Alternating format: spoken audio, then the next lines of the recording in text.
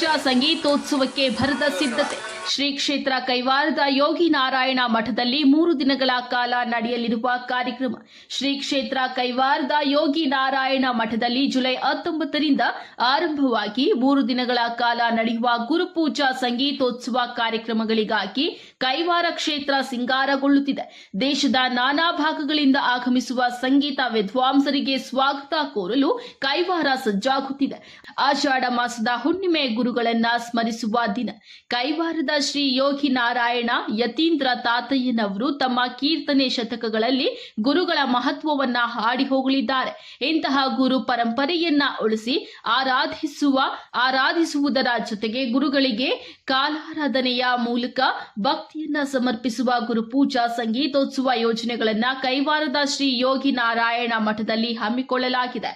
ದೇಶ ವಿದೇಶಗಳಲ್ಲಿ ಖ್ಯಾತಿ ಪಡೆದಿರುವ ಹಲವಾರು ಸಂಗೀತ ವಿದ್ವಾಂಸರನ್ನ ಮತ್ತು ಸಂಗೀತದ ನಾನಾ ಪ್ರಕಾರಗಳನ್ನ ಒಂದೇ ವೇದಿಕೆಯಲ್ಲಿ ನೋಡುವ ಕೇಳುವ ಸೌಭಾಗ್ಯವನ್ನ ಶ್ರೀ ಯೋಗಿ ನಾರಾಯಣ ಮಠವು ಸಾರ್ವಜನಿಕರಿಗೆ ಅನುವು ಮಾಡಿಕೊಟ್ಟಿದೆ. ಕಾರ್ಯಕ್ರಮದಲ್ಲಿ ಸ್ಥಳೀಯ ಕಲಾವಿದರಿಗೆ ಸ್ಥಳಾವಕಾಶ ನೀಡಿ ಅವರ ಪ್ರತಿಭೆಯನ್ನ ಗುರುತಿಸುವ ಕೆಲಸವನ್ನ ಶ್ರೀಮಠವು ಮಾಡಿಕೊಂಡು ಬರುತ್ತಿದೆ ಎಂದು ಶ್ರೀ ಯೋಗಿ ನಾರಾಯಣ ಸಂಕೀರ್ತನಾ ಯೋಜನೆಯ ಸಂಚಾಲಕರಾದ ವಾನರಾಸಿ ಬಾಲಕೃಷ್ಣ ಭಾಗವತ್ ಅವರು ಹೇಳಿದ್ದಾರೆ. ಕಾರ್ಯಕ್ರಮಗಳು ನಡೆಯುವ ಶ್ರೀ ಯೋಗಿ ನಾರಾಯಣ ಮಠದ ಸಭಾಂಗಣವನ್ನು ವಿಶೇಷವಾಗಿ ಸಿದ್ಧತೆ ಮಾಡುವ ಕಾರ್ಯ ಪ್ರಗತಿಯಲ್ಲಿದೆ. ಸಭಾಂಗಣದ ಮುಂದೆಯೂ ವಿಶಾಲವಾದ ಶೆಡ್ಗಳನ್ನು ನಿರ್ಮಿಸಲಾಗುತ್ತಿದೆ. ಶ್ರೀ ಕ್ಷೇತ್ರಕ್ಕೆ ಆಗಮಿಸುತ್ತಿರುವ ಸಂಗೀತ ಕಲಾವಿದರಿಗೆ ಮತ್ತು ಭಕ್ತರಿಗೆ ವಸತಿ ಮತ್ತು ಹಣ ಊಟ ವ್ಯವಸ್ಥೆಯನ್ನ ವ್ಯವಸ್ಥಿತವಾಗಿ ಮಾಡಲು ಆಯೋಜನೆ ಮಾಡಲಾಗಿದೆ.